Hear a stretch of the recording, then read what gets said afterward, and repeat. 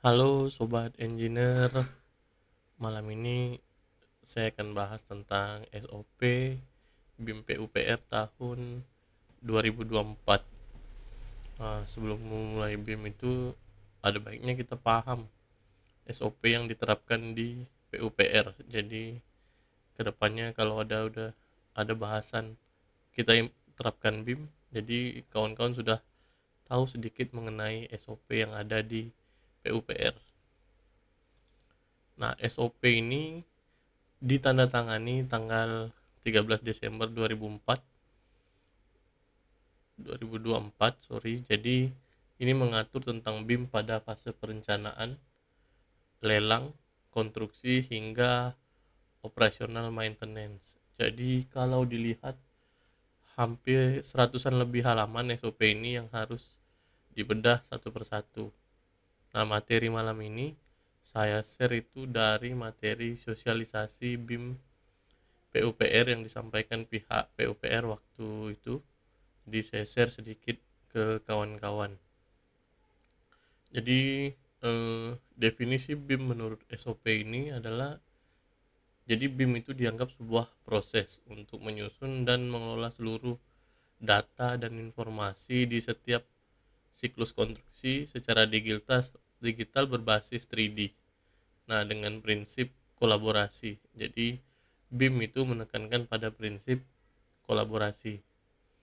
Nah, jadi BIM itu bukan software. Jadi banyak definisi selain di SOP ini tidak pernah mengatakan kalau BIM adalah software. Jadi BIM bukan software. BIM merupakan proses.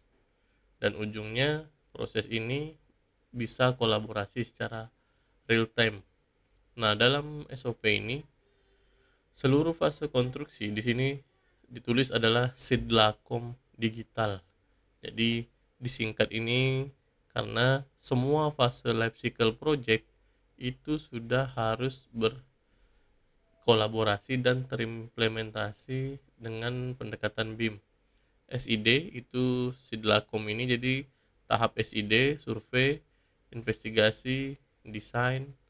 LA ini land acquisition, jadi mulai dari tapak. Kemudian COM ini adalah konstruksi, operasional, maintenance. Jadi sidlakom digital. Nah, kemudian pekerjaan yang wajib menggunakan BIM itu adalah perencanaan teknis dan pelaksanaan konstruksi. Jadi mulai dari perencanaan dan konstruksi, pelaksanaan, kita sudah harus menerapkan BIM. Nah, kemudian di paket pekerjaan wajib ini pada tahap perencanaan yang wajib BIM, seluruh proyek strategis nasional itu sudah harus BIM. Kemudian seluruh proyek IKN itu sudah wajib BIM. Nah, untuk gedung-gedung negara di seluruh Indonesia yang wajib BIM di Dirjen Cipta Karya itu adalah gedung tidak sederhana dengan luas 2000 meter persegi dan di atas 2 lantai. Jadi kalau kawan-kawan terlibat dalam perencanaan gedung yang kategorinya tidak sederhana dengan luas lebih dari 2000 meter persegi dan di atas 2 lantai, itu sudah wajib BIM. Nah, seluruh paket pekerjaan di Kementerian PU direkomendasikan melakukan penerapan BIM minimal sampai 3D plus CDA. Nah, CDA ini Common Data Environment, tempat menyimpan data-data BIM. Nah, kalau di proyek konstruksi, eh, selain proyek strategis nasional, proyek IKN, dan nilai kontrak konstruksinya lebih dari 100 miliar, itu khusus di bidang SDA. Jadi di bidang SDA lebih dari 100 miliar itu sudah wajib BIM.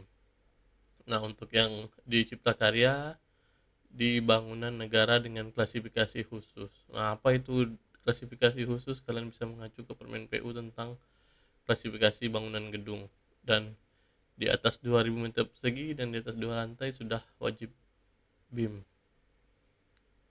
Nah, kemudian ini cakupan implementasi dari mulai pralelang. Jadi pralelang ini artinya pejabat pengadaan sudah wajib menyusun kalau oh ini udah wajib BIM, sudah mulai ditentukan. Nah, kemudian pelaksanaan digital survei, perencanaan teknis termasuk tahap perencanaan dan desain, land acquisition, pelaksanaan konstruksi, manajemen aset hingga ke OM, operasional dan manajemen fasilitas gedung sudah wajib implementasi BIM. Nah, ini adalah stakeholder. Jadi kalau kalian ada lihat siapa saja stakeholder BIM itu mulai dari balai, satker, PPK, kemudian BIM UNOR terkait. UNOR ini unit organisasi. Jadi kalau ada singkatan UNOR itu unit organisasi, dan BIM wali data. Wali data ini yang mewakili di tiap-tiap unit organisasi, kemudian konsultan yang terlibat, kontraktor, pusdatin hingga user BMN. Nah, nanti datanya CDA-nya semua disetor ke BMN. Nah, apa itu BMN?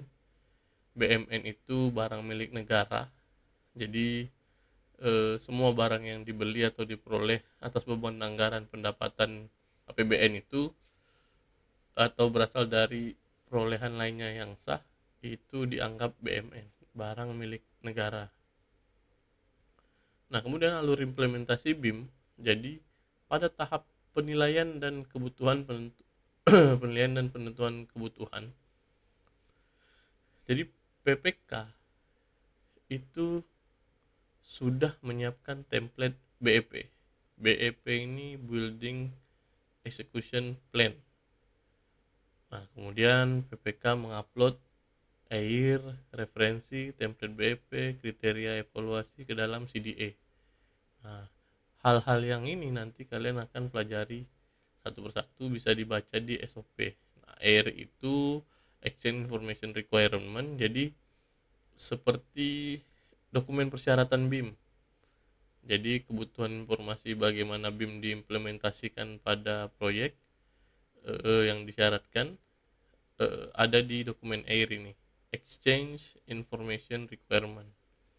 Nah, kemudian PPK itu memastikan AIR termasuk referensi bersama tersedia dan siap untuk ditayangkan pada lelang LPSE.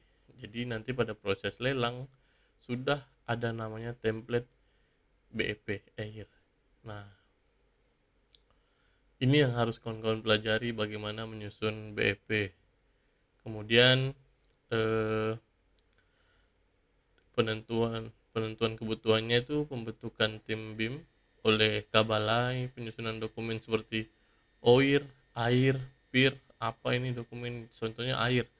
AIR itu Asset Information Requirement, jadi kebutuhan pelaksanaan operasional dan pemeliharaan sebuah aset. Nah, kemudian OIR, Organization Information Requirement, kemudian PIR, ada lagi PIR. Nah, banyak sekali istilah-istilah dalam BIM. Nanti ini mengacu ke ISO 16500. Nah, kemudian sudah persiapan lelang, respon lelang. Nah, pada respon lelang kita selaku penyedia jasa, konsultan atau kontraktor itu sudah menyusun pra BEP, artinya BEP secara umum ke dalam sistem pengadaan. Ini belum terlalu detail. Kemudian proses seleksi selesai seperti pada LPSE pada umumnya, kemudian baru kontrak. Nah, pasca kontrak ini, jadi di kontrak itu sudah membahas implementasi BIM antara owner dan pemenang lelang. Jadi kalau kita konsultan perencana, kalau udah menang lelang, udah membahas BIM itu pada saat kontrak. Nah, penyedia jasa sudah mulai menyusun BEP yang mau digunakan pada saat pekerjaan. Nah, selain itu di BEP itu berisi RACI metric. RACI metric ini alat manajemen proyek. Jadi menentukan tanggung jawab anggota tim dalam satu proyek. Jadi RACI ini responsible, accountable, consult, and inform. Nah, kemudian ada dokumen TIDP dan MIDP. Jadi istilah-istilah itu harus satu-satu mulai kawan-kawan dikuasai, apa itu TIDP, MIDP. Jadi terkait tax information, kemudian hasil TIDP dan MIDP ini dan RICA ini dibahas pada PCM. Nah, pemenang lelang sudah harus menyusun BEP yang akan digunakan. Nah, ini pada saat kontrak. Jadi pada video tahap 1 ini, SOP ini kita bahas dulu mulai dari penilaian dan penentuan kebutuhan, persiapan lelang di LPSE, kemudian penawaran, sehingga proses seleksi dan kontrak. Nah, selanjutnya kita di video berikutnya kita akan bahas tentang alur implementasi lanjutan pada saat sudah tanda tangan kontrak hingga ke PHO hingga ke publikasi file BIM. Jadi selanjutnya akan bahas ini. Terima kasih. Wassalamualaikum warahmatullahi wabarakatuh.